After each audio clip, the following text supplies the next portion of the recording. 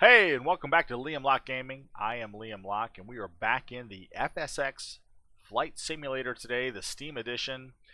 And we are going to be flying today from Lisbon Portela Airport in Portugal to Madrid Barajas International Airport in Spain. We've got our British Airways branded Airbus A321 plane sitting on the tarmac at the gate, and we are in the cold and dark state, so we're going to go through the entire startup process, and we're also going to take advantage of the GSX ground services. Fantastic add-on. I really like the detail that they bring to the game and the additional realism. But we're going to go ahead and get things started right now. So quick little safety check before we start turning the plane on. We want to double check and make sure that the engine mode selector is in the norm and both engine 1 and engine 2 are off.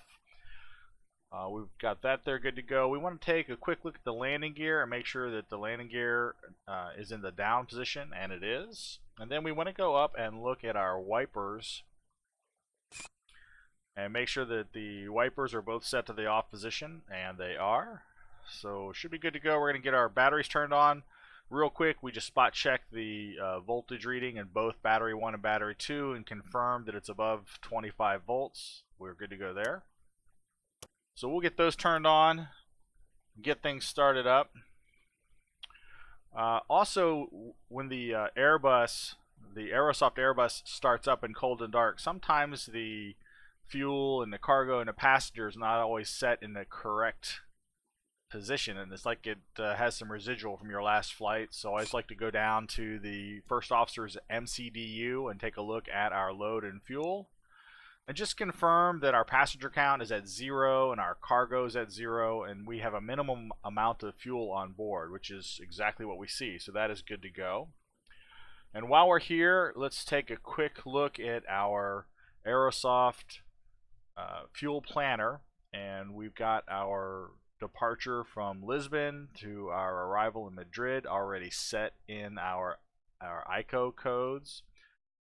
Distance is going to be 277 nautical miles. I think that's pretty much as the crow flies, because our flight plan is going to take us a little bit up the coast and then over to the east there. So it's going to be a little longer flight than that. And today we are going to be hauling 130 passengers, 9.9 metric tons of cargo.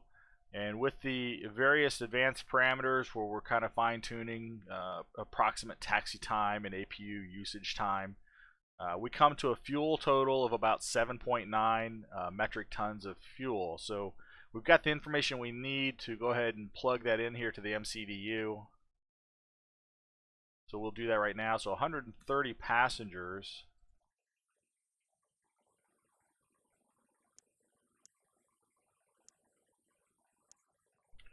We said cargo of 9.9 metric tons and fuel of 7.9.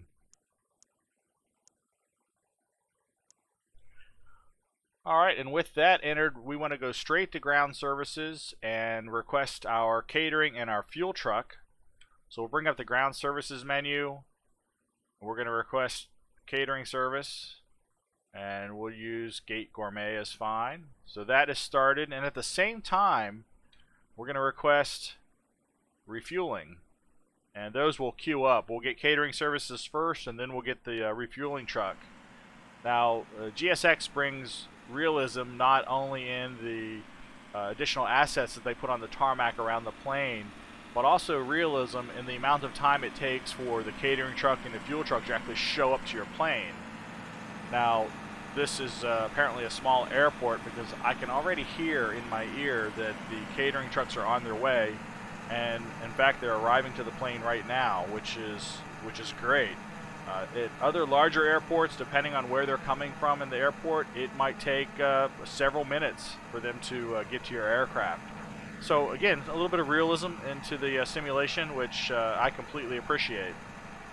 They're going to get situated. I really do love the animation detail. Let's see if I can get up here a little bit. The animation detail that they bring. I mean, the hydraulic stands, the lift of the truck up to the plane. Tremendous detail and realism. I definitely highly recommend this particular add-on. So they're going to get situated, and GSX is going to start chirping at us, and we've got that right now. They want us to open up the front right and the aft right door so that the catering trucks can go about doing their business. So we'll hop back in the plane right now, go back to our first officer's MCDU, aircraft doors, and we want to do front right and aft right. And we'll jump out and take a quick look at them. They will start to bring the catering carts on and off the plane. Now there's really nothing you do here. It's going to work on its own. So we're just going to ignore them and go on with our startup procedures. We'll jump back and take a look at that MCDU again and look at ground services. So ground services, in the cold and dark, we've already got traffic cones and wheel chocks around the plane. So if we jump back out and take a quick look, you can see the cones positioned around the plane. That's a part of the Aerosoft Airbus add-on. And then the wheel chocks behind the wheels. Just a nice touch. Great realism there. And the other thing we want to change, you can't see from this angle, but if we move around to the front here, the Aerosoft Airbus comes with this ground power unit, the GPU. I like to turn that off when I'm working with GSX. I haven't done that yet. I wanted to just kind of leave it on here to show you that difference. So if we go back and look at the MCDU, you see there's two external power connections. One is with the GPU, and the other one is without the GPU displayed. So if we just click on the second one and turn off the first one, go back outside, you'll notice that that GPU is now no longer positioned at the front of the plane. So that's perfect, and that's what we want. So now we've got our external power connected. We're already chewing through our batteries, so we're going to go ahead and turn on external power and continue with our startup procedures.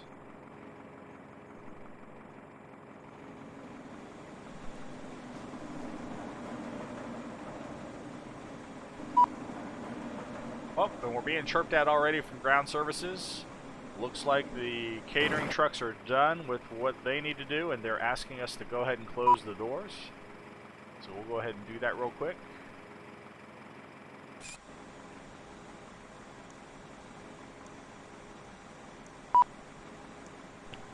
We'll jump back out there, watch them disconnect from the plane.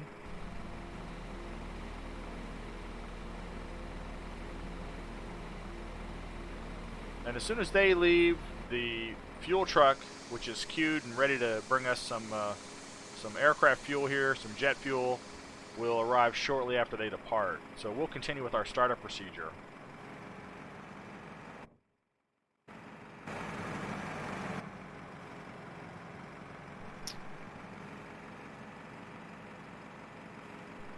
Since we are working in the plane, just to let folks outside know, ground crew know that personnel is on board, we turn the navigation lights on. And we can start getting our cockpit ready. We want to go down here to our ECAM display screens and turn up those dimmers. I typically go to about the 3 o'clock position. This is just a matter of preference.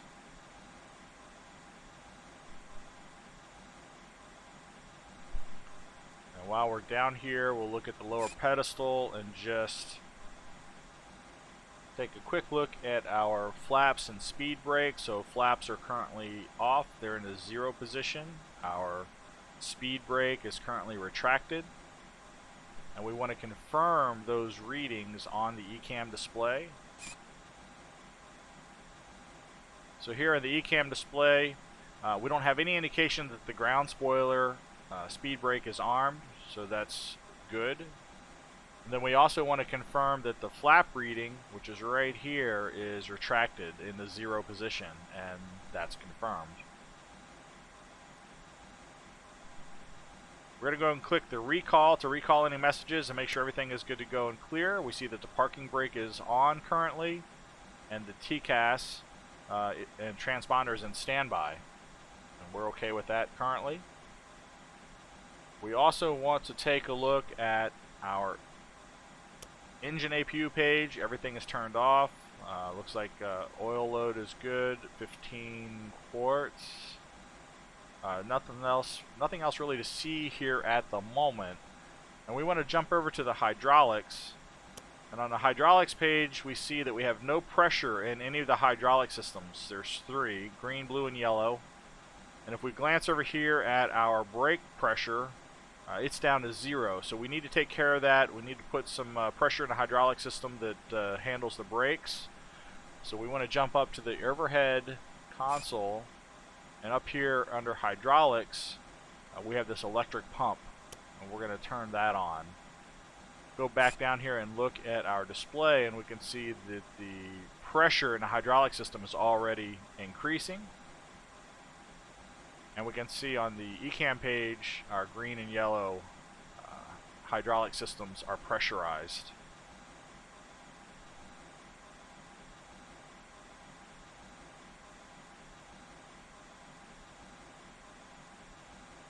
With that in place, we want to go to the overhead console and get our air data inertial reference system turned on, which is comprised of 3 inertial reference units. I believe that's what they're called. And we're just going to flip the ADIR system to nav, all 3 of these to nav. And that will get our inertial reference point in alignment with the aircraft's current position. And when you look at the ECAM page, you'll see the notification, inertial reference in alignment in 5 minutes. Until that's aligned, we won't be able to see our primary flight display or our navigation display,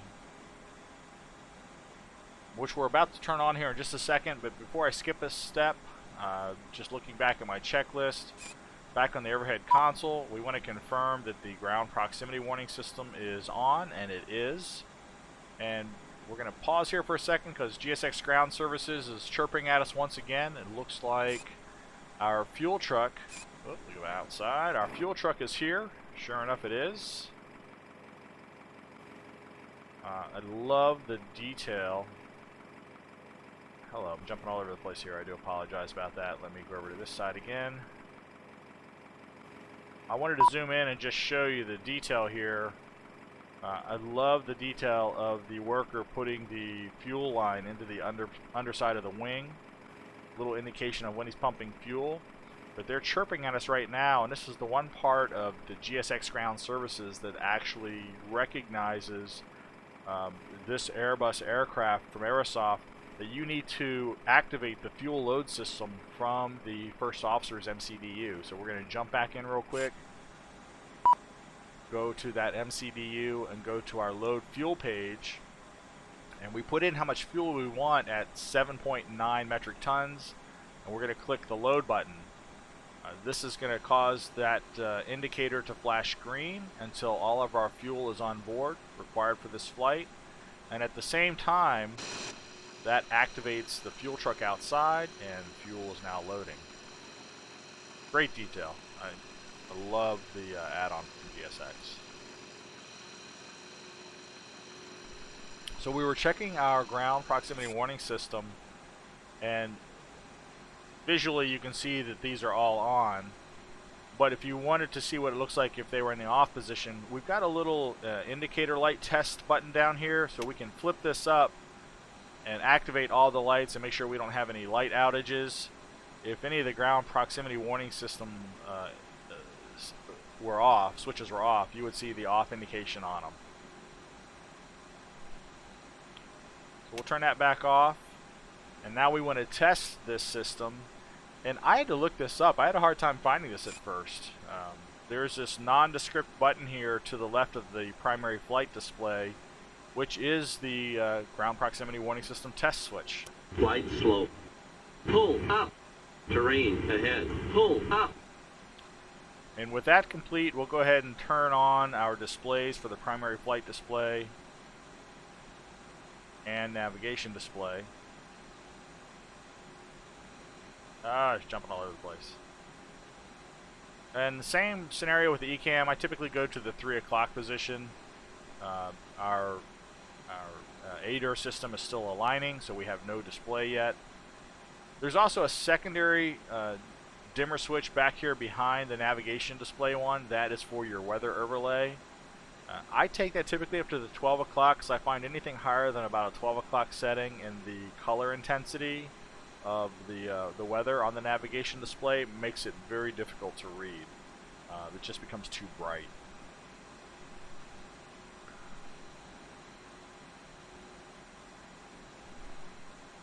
Alright, and with that in place, I'm going to spot check our altimeter setting. Our barometric pressure right now is being shown in hectopascals. We want to switch that to inches of mercury, so we hit the little black dial on the back of the switch. And it's defaulting to 29902, which is typical for fair weather flight, and that's what we're flying today. But that would be different if you were flying in anything other than fair weather. It might have a slightly different setting. And while we're here, we can take a quick look at our flight director and our ILS. Flight director should be on, ILS should be off. We also want to look at our navigation display settings. So currently we're in the arc mode setting. Setting for arc with a 10-mile radius, which is good. And our ADF VOR switches are both in the VOR position, which is where we want them to be, so no change there. We'll look up to the flight control unit, the FCU. We want to get this ready for our departure. So we are going to be programming in a flight plan, and we'll be flying a managed flight plan. So we're going to click on these buttons to get the dashes in a circle. Likewise on the heading. And then on the altitude, before we press that button, we want to switch this from hundreds to thousands. So we'll turn this back dial to thousands. And then we're just going to do a quick forecast of what we think our assigned altitude will be for takeoff. So I'm going to go ahead and put in 8,000 to start, and then once we get our IFR filed and read back to us, we should get our assigned altitude for departure, and we can adjust this as required. From here, we want to spot check also the speed Mach is set to speed. It is. And then our heading or track, we're on heading, so that is correct. No change required there. And a quick glance down here at our standby altimeter and airspeed indicator. It's also set at the right barometric pressure setting, so that looks good to go. No changes there.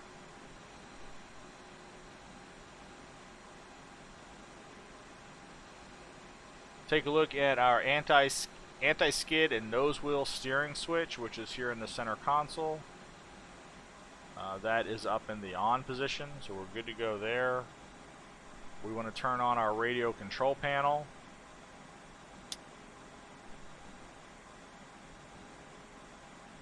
No need to set a communication frequency right now. We'll let the ATC interface do that for us. We want to spot check our thrust levers and make sure that they are in the idle position, and they are. And I have had the misfortune of them not being in the idle position, and if you start the engines, that thrust will kick in as soon as those engines come online. So important to make that check as well. At this part of the checklist, they do have us just spot check the engines again. So engine 1 and 2 are off. We are in the normal setting for the engine control selector, start selector. And currently our transponder TCAS system is in standby, which is correct at this point. And our parking brake should be on, and it is on, so verified right there on the lower pedestal. At this point, we can also jump up to the overhead console and just put our strobe in auto. Now, auto doesn't turn it on, it just gets it ready to be turned on in case we happen to forget it once we take off and we're in the air. But we definitely don't want the strobe running on the ground until we start to enter the runway. No other lights required at this point. I mean, you could turn on the wing light if it was dark out and you were trying to just take a look at the engines, but stay light, we don't need the wing light on. And we're preparing to board passengers on the plane here momentarily, so we'll go ahead and get the seatbelt sign turned on, our no smoking sign turned on, and we'll go ahead and arm the emergency exit lights as well. So those are now armed. In the checklist that comes with the Airbus, the Aerosoft Airbus checklist, they do have on there to check the cabin pressure, landing elevation set to auto. This is set to auto. You really can't interact with these controls at all. They're not modeled. So, verified. Good to go. We want to get our fuel pumps turned on. So, engine 1 fuel pump, engine 2, our center tank fuel pumps, and then engine 2 fuel pumps. And before we put passengers on the plane, we need to start up the APU, and that's primarily because we need to condition the cabin. We'll go back down here to the ECAM page, and we go to conditioning. You'll see that the cabins are currently at 13 degrees Celsius, so it's a little bit chilly in there. We know that it's Celsius because the little temp indicator up here, Celsius. So we need to fire up the APU in order to get some bleed air to condition those cabins. Now, one thing I want to point out, the ECAM pages will automatically switch to the systems that are kind of being activated or need to be displayed. But that only holds true if you don't have something selected down here on the ECAM selector. So condition is currently selected, and it's going to stay on this page regardless of what else I do on the aircraft. So I need to turn it off. It automatically goes back to the door oxygen. So remember that the lower ECAM is on door oxygen. We're going to go up to the overhead console and turn on the APU master switch. And as soon as we do that, when I go back down to the ECAM, you'll notice that that lower ECAM is now on APU. And what we're looking for here is after about 3 to 5 seconds, this flap open indicator will come online, or it will appear, indicating that the flap for air intake into the APU is open, and now we're safe to start the APU engine.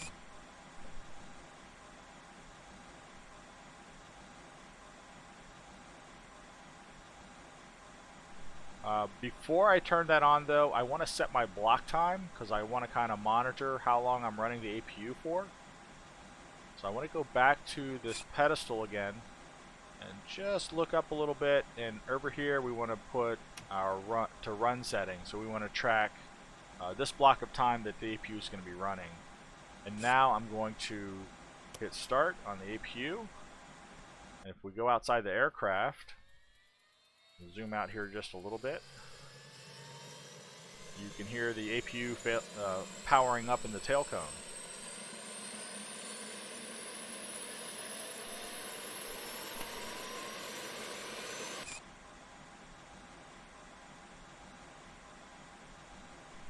So we'll continue to monitor the APU startup from the ECAM display page.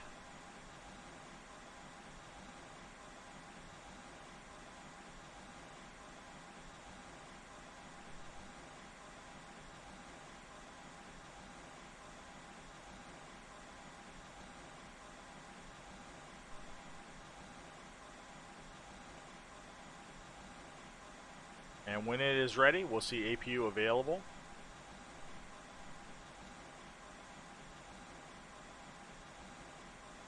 And with the APU on, we can start to condition our cabin. So we'll go up to the overhead console. We're going to hit our APU bleed button and confirm that our cross bleed, right here is our cross bleed, is set to the auto. We'll go down and take a quick look again at the conditioning. So if we hit the conditioning button, we can see that the cockpit and the cabins are starting to warm up fairly quickly.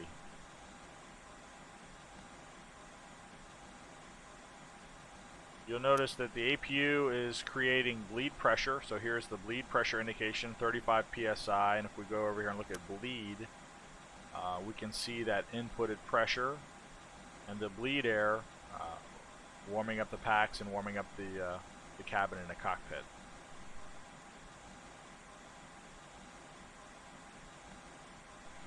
Uh, 24 degrees Celsius is a little warm for my liking, so if you want to tweak that a little bit for the cockpit or the cabins, you can go with the overhead console and do that. So we're adjusting the cockpit, forward cabin, and the aft cabin temperatures. And the conditioning page will start to adjust once that takes effect. So the cockpit's already a little cooler, and the cabins haven't backed down yet, but they should be back down here shortly.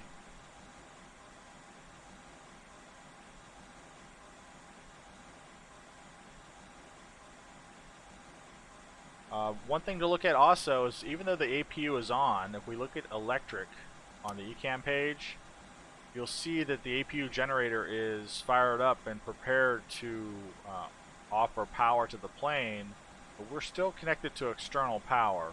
So to switch over to the APU, we want to turn off external power, and then we can disconnect that service as well.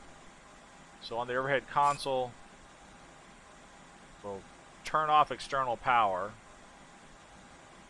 We have the available on both external power and on the APU start. We go back and look at the ECAM page. The power feed is now coming from the APU generator to the plane systems, no longer external power. This will remain lit up here until we disconnect the power from the aircraft. So back to ground services, and we'll just disconnect ground power. And with that disconnected, now external power is gone.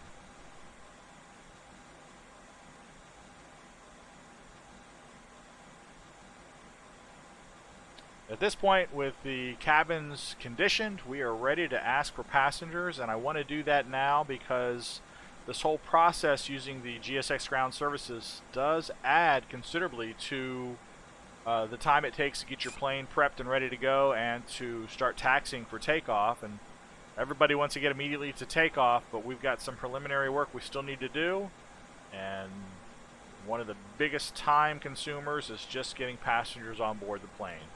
So we want to start that process. So at this point, we're going to request boarding. And this is a two-part process because we're requesting boarding from the GSX ground services. Oh, it's asking me for passengers. On my GSX configuration, you notice up here, it's prompting me to enter the number of passengers, and we're taking 130. So I need to put in 130 to get this process going. And I was starting to say it's a two-part process because the GSX ground services is going to start to request passengers, and the grounds crew responsible for loading cargo and luggage, they're going to get in position against the plane. And it's two-part because we need to help them get going, but we also need to go into the Aerosoft's MCDU, First Officer's MCDU, and tell the plane to basically load passengers and load cargo at the same time. So let me go do that right now. Load fuel. Even though we've started the boarding request from ground services, we want to start boarding passengers and cargo. So we'll click board passengers. Passengers will start to board. This will flash green until the passenger count goes up to meet our 130. And then to load cargo, we have to open up the cargo doors, and that's what the GSX add-on is chirping at us about. They want those cargo doors open, so we can do that right now. Now we can go back to load fuel and go ahead and get the cargo loading as well, and this number will start to tick up. Now, both the passenger and the cargo from this MCDU are completely independent of what GSX is doing. GSX will periodically give us a status indication up here on the top left, indicating how many passengers are aboard and how far along they are with loading cargo. And the two are completely independent.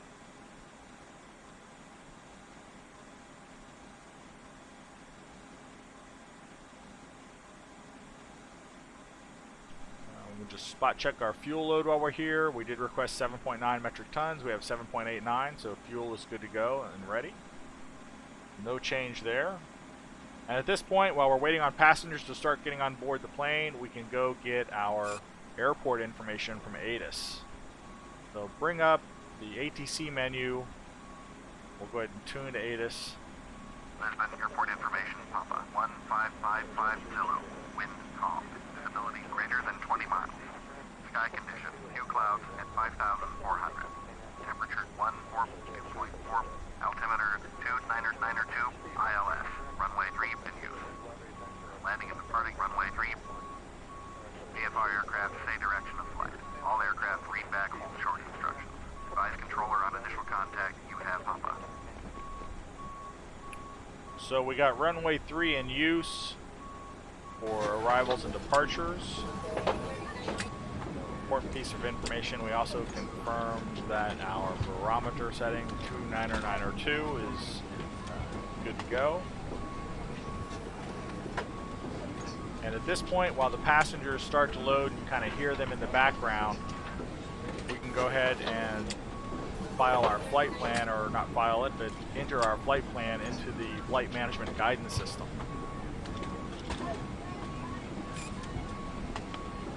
First thing we want to do is go down here in init and put in our departure and arrival airports, our from and our to.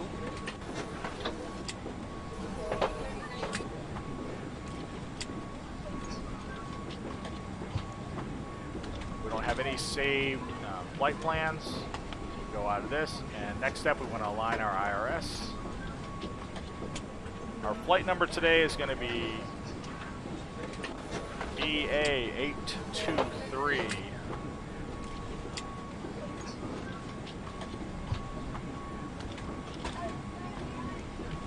I say flight plan? Our flight number. I hope I said flight number. BA823.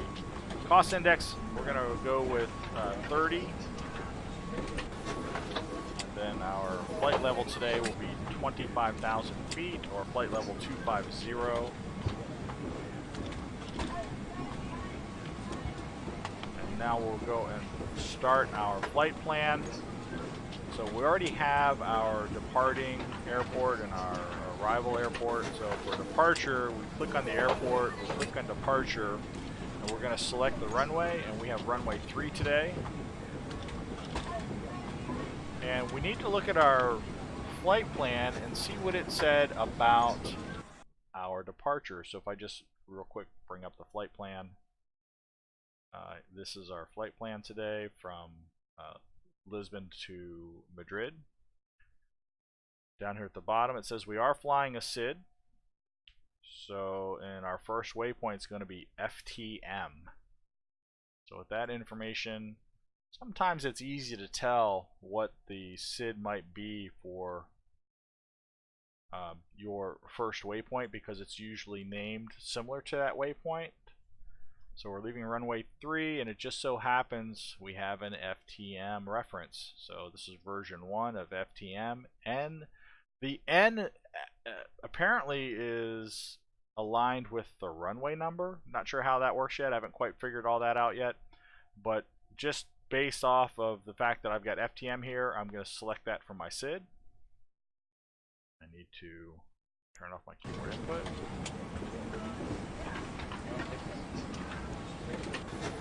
Good to go. We're going to go ahead and insert that into our flight plan. We've got some initial waypoints already set up for us based off of the SID. And then the first waypoint comes in at FTM. From there, we want to start to enter our airways that are on our flight plan.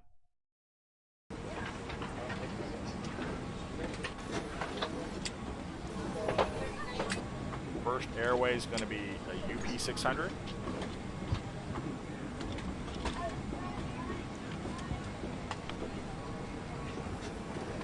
To PRT. And PRT BOR. UL155.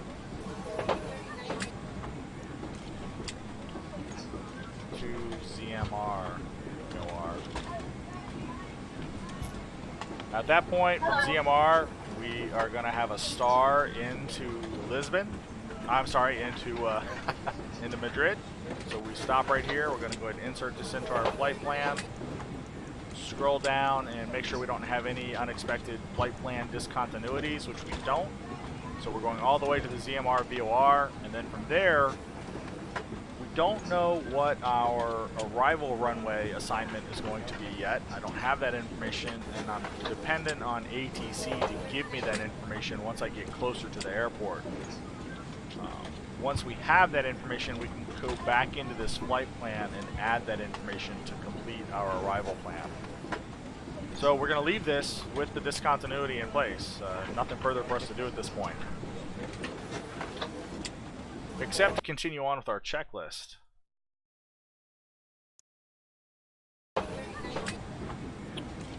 Next, we would take a look at our radio navigation. There's no need for us to put any radio navigation points in.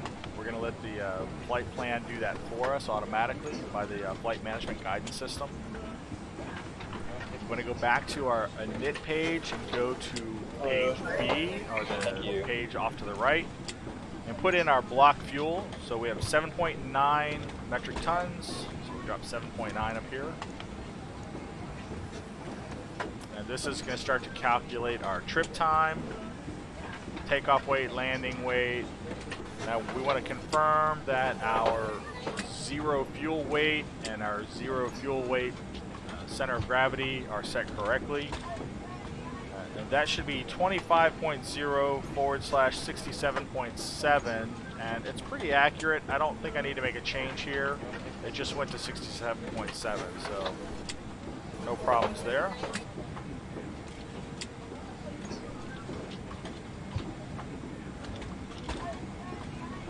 Then we want to go over to the performance page. We're going to do a standard flaps 2 takeoff, so 2 / drop that here into flaps. And as long as your runway is selected, that's an important step, we'll get our V1, VR, V2 speeds. So 149 V1, 150 rotate, 151 V2 with our flap retract at a speed of 159, slat retract at 205, and clean flight at 221. We also want to take a moment and note our transition altitude happens to be 4,000 feet, and our thrust reduction is going to come in at 1874. That's what we'll drop from our flex or toga detente back to our climb detente. The detente. I think that's all we need here.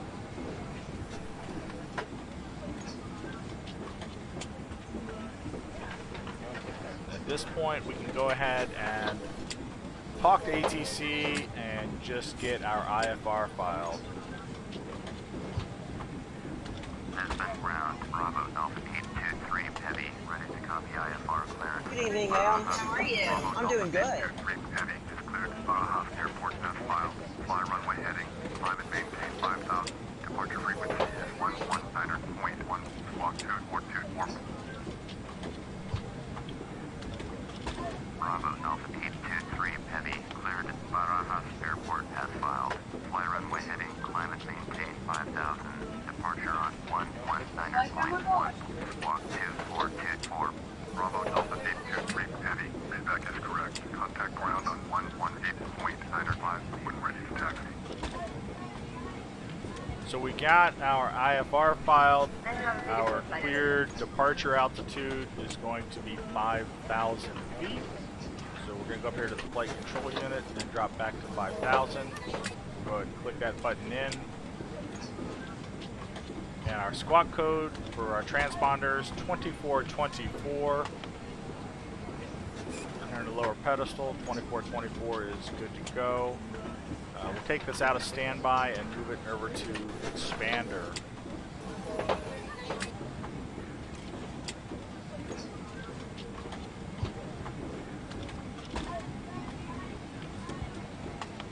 While we're waiting on passengers to finish loading, I want to hop out the plane real quick, and I like to spin around and just take a quick look at what direction I'm likely going to be taxiing. So when we back out of the gate, Not really sure which direction we're going yet. We may have to wait until we get our taxi clearance and we can look at our progressive taxiing to figure out which direction we're headed. But it does appear, since we're out here, that the load of cargo and baggage is complete, so we can go ahead and close those doors. And if we go in and take a look at the first officer's MCDU, we can see that cargo is complete. 9.90 is complete, and GSX is also finished as well. Hello. Thank you.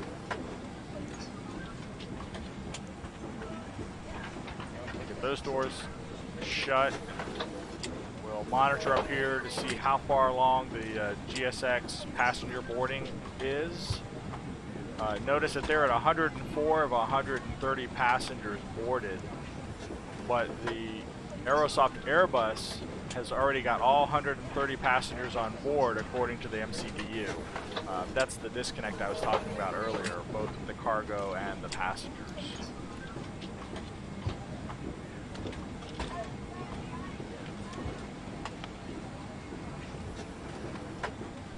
Our cockpit windows and doors should already be closed. This is another item on our checklist. Yep, there's a window and we can open it, but it's closed right now.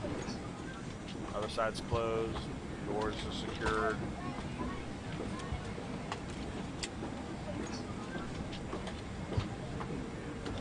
We'll actually, while this is finishing up, we'll go ahead and request our taxi clearance. Lisbon ground, Bravo Alpha 823 Heavy, with spec, ready to taxi IFR. Bravo Alpha 823 Heavy, taxi 2 and hold short of runway 3, via taxiway Alpha 2, flight 1, flight 2, flight 3, flight 4, flight 5. Contact tower on 118.1 when ready. Taxi 2 and hold short runway 3, using taxiway Alpha 2, flight 1, flight 2, flight 3, flight 4, flight 5. Bravo Alpha 823 Heavy. Lisbon ground, Piper Charlie Sierra, November Bravo Hotel. Okay, so we've got our taxi guidance to runway 3. We are using the progressive taxi indicators, so I see that I need to back the plane up or we're going to get a pushback. And we're going to put the tail to the left and the nose to the right. Tail left, nose right. Tail left, nose right. We'll just make a quick note of that. And at this point, it looks like GSX is notifying us that the passenger load is complete. So they want us to close the front door. We'll go back over to the first officer's MCDU. Everything's complete. Go to our aircraft doors and go ahead and close that front door.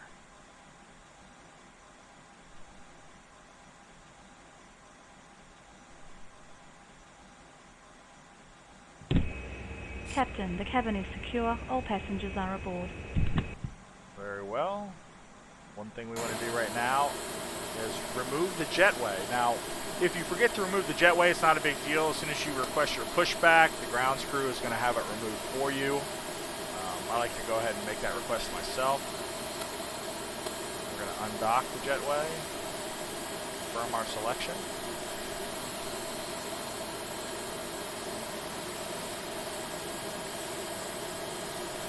We got our taxi clearance. We're just about ready to request pushback. One thing we want to do is make sure the grounds crew is aware that our engines are about to fire up. So we're going to turn on our beacon, get our flashing light above and below the plane going. And now we're going to request pushback from ground services.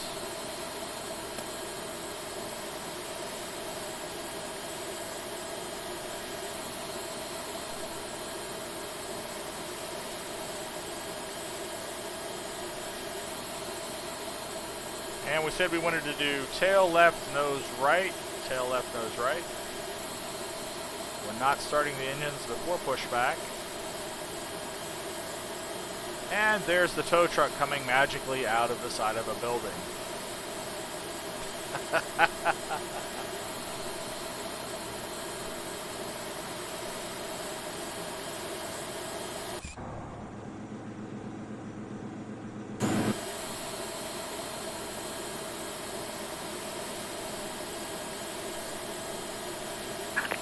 Hello, Captain. before they can start doing the pushback, they're going to expect me to get rid of the traffic cones and the wheel chocks. So we'll go to ground services. We're going to remove the traffic cones and remove the wheel chocks. Now, I'll give you one little hint. You can't remove the wheel chocks until you have the parking brake set in the on position. Ours is set in the on position, so they remove without issue.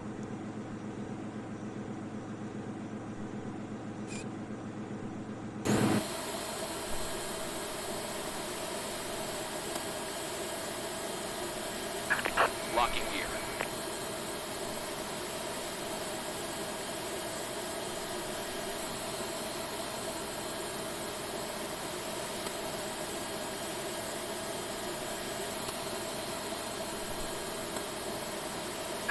Departure check completed. Bypass pin inserted. Release parking brakes. So they want us to release the parking brake, so we'll go ahead and do that for them. Commencing push. All engines clear. Start at will. We got clearance to start our engines, so we're going to go to the ignition position for starting the engines. We're going to start engine 2 up. And notice that it didn't switch to engines on my ECAM display. That's because I had the electrical page selected. But as soon as I turn it off, I have my engine display, and we can monitor the parameters for successful engine startup now.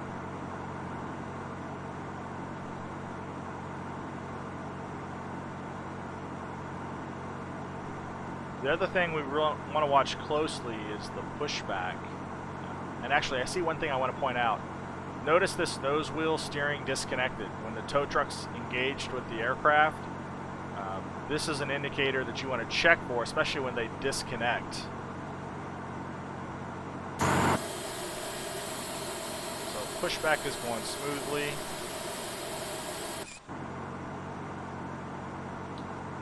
Looks like we're almost to parameters stabilized. Looks good. Parameters appear to be stabilized. We're going to go ahead and get engine 1 going. Yes, engine 1 start. Jump back out and monitor our pushback.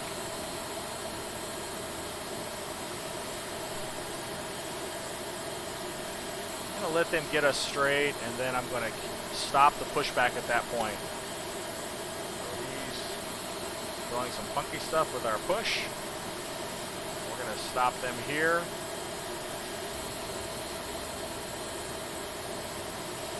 Set parking brakes. Alright, parking brakes set. Go back in and take a look at our engine parameters.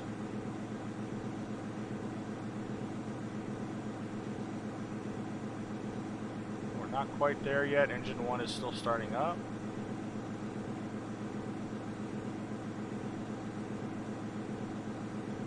Everything's in the green.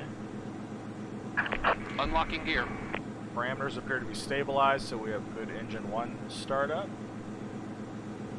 Tow truck disconnected. Bypass pin removed. So the ground crew is going to back off.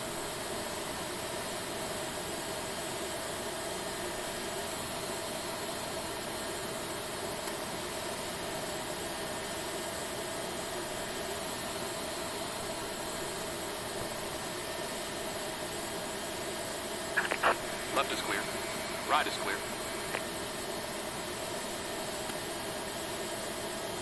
And that is our ground crew clearance. So we're ready to continue with our checklist. We want to get the plane ready for flight as the tow truck and the grounds crewman get out of the way.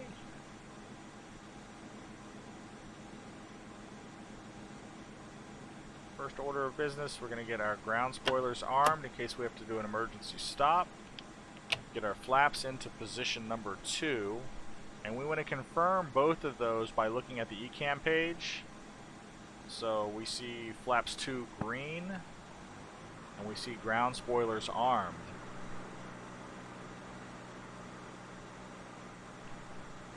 We go back and look down here at our performance. Our flaps 2 takeoff we need to set our trim, our pitch trim, up to 0.8. So if we click on flight controls over here, we can see pitch trim is currently at the 0 position. Zoom out here a little bit, get our pitch trim wheel, and we're going to spin that up to 0.8. 0.8. Take a quick look at our status page. Status is normal, no other issues. We look up here at the top ECAM and we've got some blue indications that we need to take action on. So again, for an aborted takeoff, we want the brakes to be set to max. And with that set, we've got to click our takeoff config button. Zoom out here a little. Click our takeoff config, and takeoff config is normal, so we should be good to go. Spot check our ECAM door page.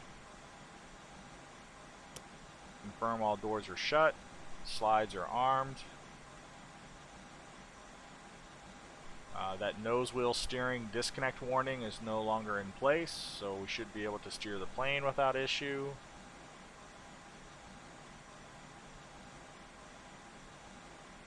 And at this point, with the engines running, we want to turn our APU off because bleed pressure is coming from the engines now, as well as power, so we don't need the APU running anymore. Good time to turn it off.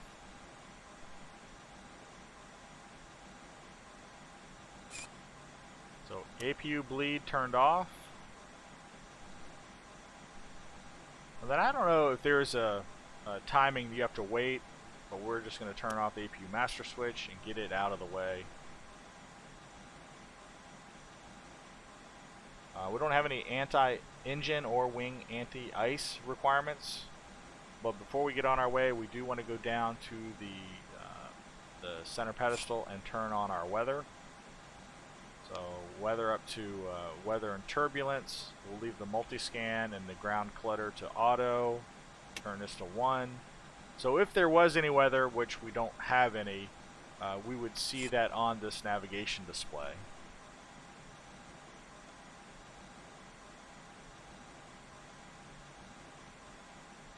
We are about to taxi, so before we take off taxiing, go up here and get our taxi lights turned on.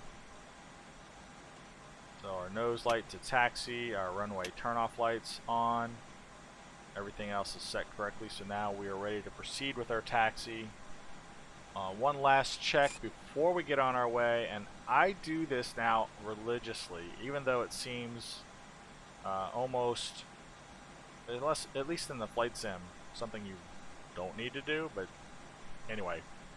I've actually had my joystick, my flight controller, not work, so yes, make an effort to absolutely check your flight controls. So ailerons left, right, back to center, no problem. Elevator down, back to center, elevator up. Good to go. Rudder left, rudder right. So all controls are working. We're in good shape there. Take a look at our block time. We're at 30 minutes. APU was turned off just a moment ago, so we ran it pretty much as long as we had expected to run it. We are ready to proceed. Taxi area is clear. We have clearance from the ground crew. Let's take a look at our brake pressure real quick. We do have hydraulic brake pressure, so that is good to go.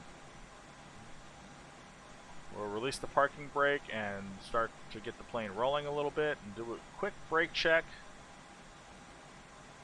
So we are rolling. We're going to do a brake check. Brakes are working, good to go, and now we'll continue on our way.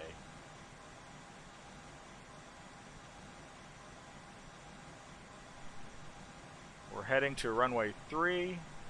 Just going over our takeoff data for this flight. So our V1 speeds 149, our rotate at 150, V2 at 151. Flaps are already set to 2. Transition altitude is going to be 4,000.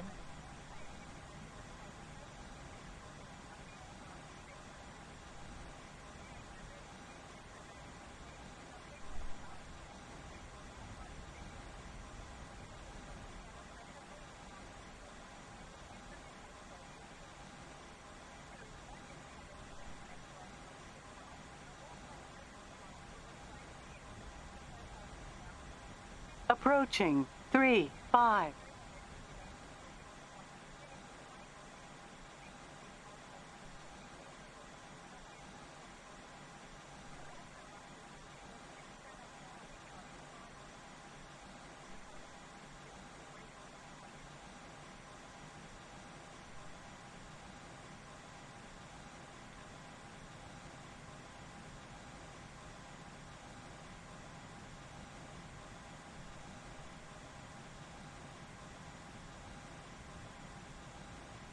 Try and keep our ground speed below 30 knots, and if we're making turns, below 10 knots.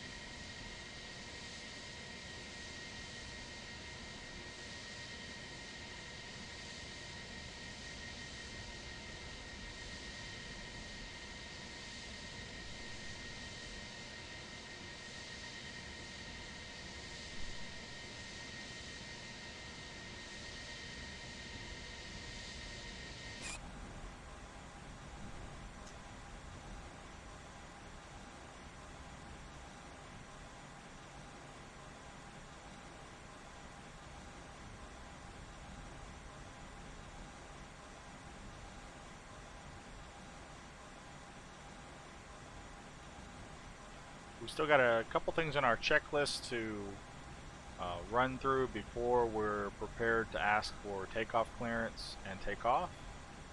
I'm going to come back to those here in just a second. Charlie Sierra, Whiskey X-Ray Sierra. As soon as I get closer to runway 3. Sierra, Whiskey X-Ray Sierra. Taxi to general aviation parking. Using taxiway Papa. Uniform 2, Uniform 3, Sierra 1, Romeo 2. Taxiing to general aviation parking. Using taxiway Papa. Uniform 2, Uniform 3, Sierra 1, Romeo 2, Mall. Whiskey X-Ray Sierra.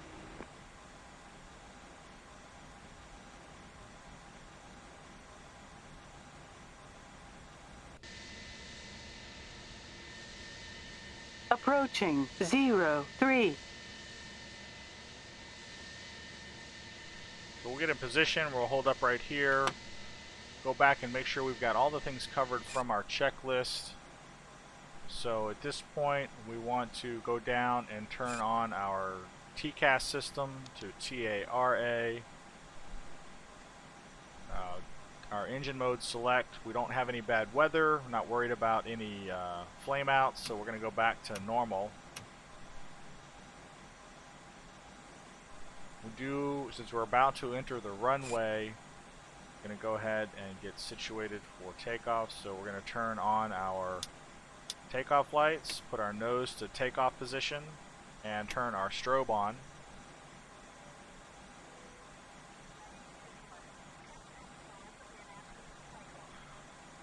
We are now ready for takeoff pending request clearance.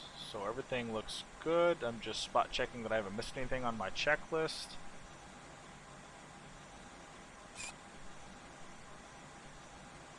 We'll contact the tower.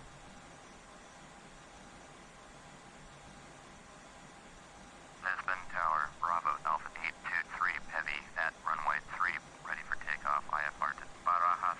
Bravo Alpha 823 Heavy, cleared for takeoff. Runway 3. Alright, we got our takeoff clearance. Takeoff, runway 3, Bravo Alpha 823 Heavy. Now I don't have a pilot non-flying. I'm just going to click the chrono now just to get it going. We're going to get onto the runway. I'm going to do a static takeoff.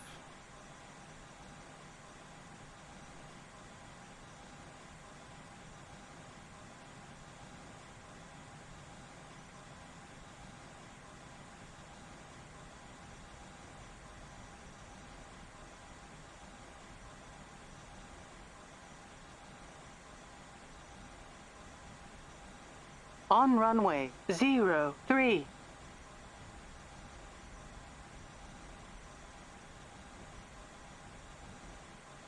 Alright, we're going to stop here in position. Just scan everything again. We're good to go. I know my V1 VR rotates at 150. Runway alignment is good. And we are ready. We're going to spool the engines up to about 50%. Let them catch up while holding the brake.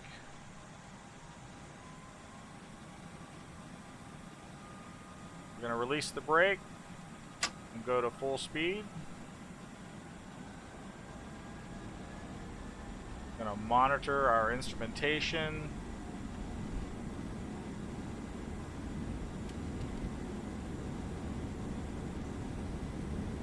We're at 80 knots. 100 knots. 80 knots we're supposed to bring up on the stick. Approaching our V1 speed, 150. We are at rotate. Going to rotate up. Positive rate of climb. Gear up.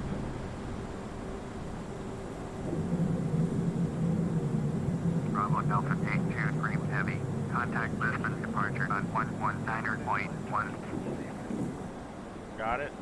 119.1 for Bravo Delta 823 We Heavy. hit our... Nope, we're about to hit it right now. We're at our thrust reduction. We're bring our flaps back in. Flaps all the way back in. We can go ahead and engage the autopilot at this point.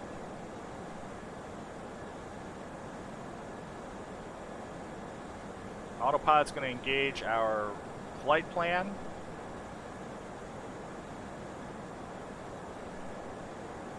Contact Lisbon Lisbon departure. Bravo Delta 823 We want to Heavy. turn off At our 123 ground spoilers. 300 Our for speed 5,000. brake.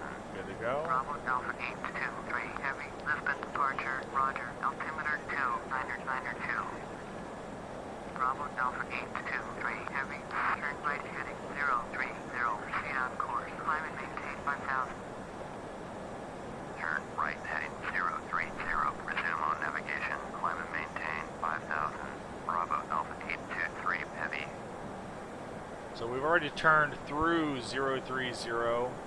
We are climbing to 5,000 feet. 823 Heavy. Climb and maintain 11,000. And now we're being directed to climb to 11,000. The flight management guidance system is going to have us climb at 700 feet per minute. So it looks pretty good. Let's go back to the checklist. Bravo Delta 823 Heavy. Please acknowledge. Yeah, definitely acknowledge Climb and ATC. maintain 11,000. Bravo Delta 823 Scan Heavy. my checklist. Everything is good to go. Autopilot's engaged. Packs 1 and 2 were automatically on, so we are conditioning the cabin still. Our barometer setting is still accurate. However, we have passed the transition altitude of 4,000 feet, so we can go to standard mode. We just pull out on the altimeter setting, and it'll say standard.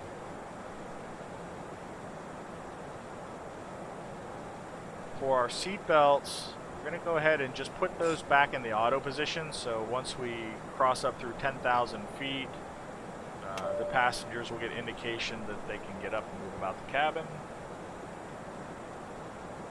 And with our landing gear up, there's no need, we need to turn off our runway turning lights and our taxi lights to the off position. But we leave our takeoff landing lights on until we reach 10,000 feet.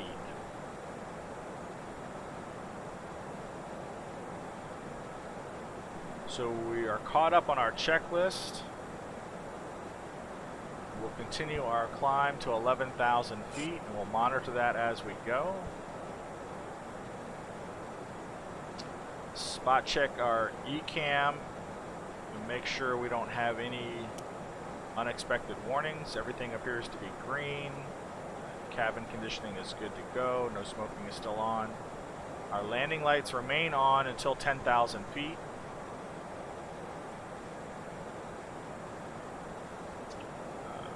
I always forget the chrono, but fortunately I got it early this time. Bravo Delta 823 Heavy. Contact Lisbon Center on 119.55. Going to 119.55. Bravo Delta 823 Heavy.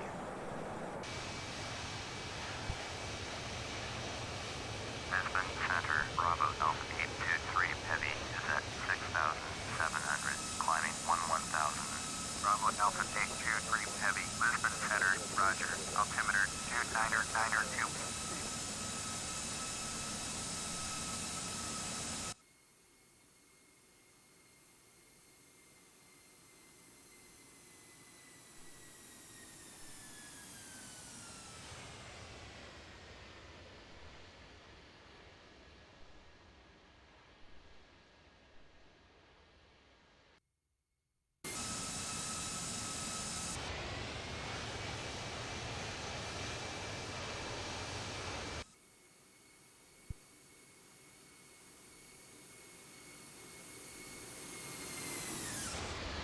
Bravo Delta 823 Heavy, turn left heading 360. Turn left heading 360. Bravo Delta 823 Heavy. So they want us to turn left to 360, which I'm not sure why they want us to do that. But we'll play along for right now. So they want us to go to 360.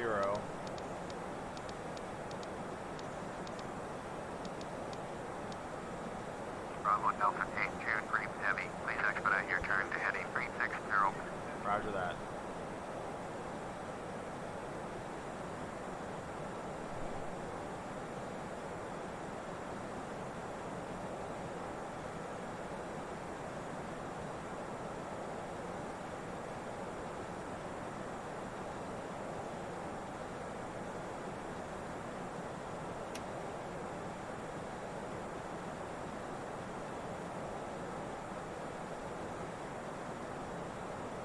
We have to assume and just take for granted that ATC knows what they're doing, even though we are following our program flight plan that we filed with them.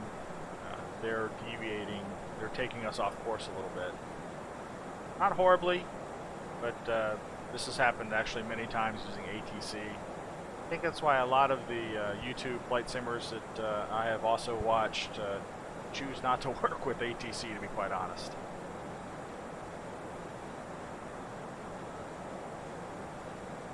So at this point, we are going to climb to our cruising altitude of 25,000 feet. I'm going to continue to monitor the flight, listen to ATC, get handed off from center to center, monitor the ECAM pages, make sure everything is good to go. That's it. So at this point, I'm going to stop and advance the video, and when we get closer to our arrival airport, Bravo Delta 823 Heavy, turn right heading 030, proceed on course. and here they are redirecting us Turn back right towards our heading navigation, 030, our flight plan. proceed on navigation. Bravo Delta 823 Heavy.